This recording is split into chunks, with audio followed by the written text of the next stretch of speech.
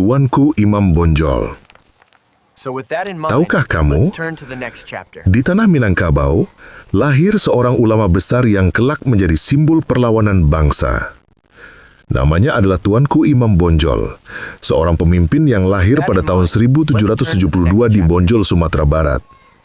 Sejak muda, ia dikenal tekun menuntut ilmu agama, mendalami syariat, dan membimbing masyarakat di sekitarnya.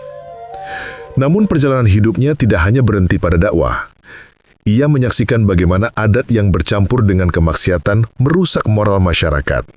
Dari sinilah muncul semangat untuk menegakkan Islam yang murni yang kemudian dikenal dengan gerakan kaum Padri.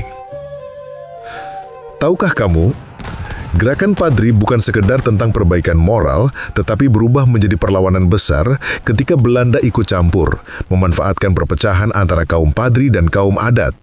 Dari tahun 1821 hingga 1837, berkobarlah sebuah perang panjang yang kita kenal dengan Perang Padri. Tuanku Imam Bonjol tampil sebagai pemimpin yang gagah berani. Dengan benteng Bonjol yang kuat, ia memimpin pasukannya menahan gempuran demi gempuran Belanda. Tidak hanya dengan senjata, tapi juga dengan semangat juang yang membara demi mempertahankan agama dan kedaulatan bangsanya. Perjuangan itu bukan tanpa pengorbanan. Ribuan jiwa gugur, desa-desa terbakar, dan darah rakyat mengalir di tanah Minang.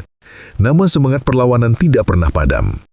Bertahun-tahun Belanda kesulitan menaklukkan Bonjol, hingga akhirnya melalui tipu muslihat pada tahun 1837, Tuanku Imam Bonjol berhasil ditangkap.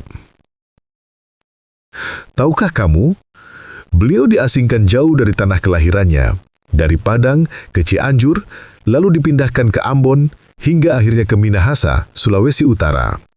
Di tanah pengasingan itulah, pada tahun 1864, Tuanku Imam Bonjol menghembuskan napas terakhirnya. Meski jasadnya tergubur jauh dari kampung halaman, nama dan perjuangannya tidak pernah mati. Ia dikenang sebagai pahlawan nasional, lambang keteguhan iman, dan bukti bahwa perjuangan melawan penjajah adalah bagian dari ibadah. Tahukah kamu, Tuanku Imam Bonjol adalah sosok yang mengajarkan kita bahwa mempertahankan agama, adat, dan kemerdekaan adalah harga diri yang tak ternilai.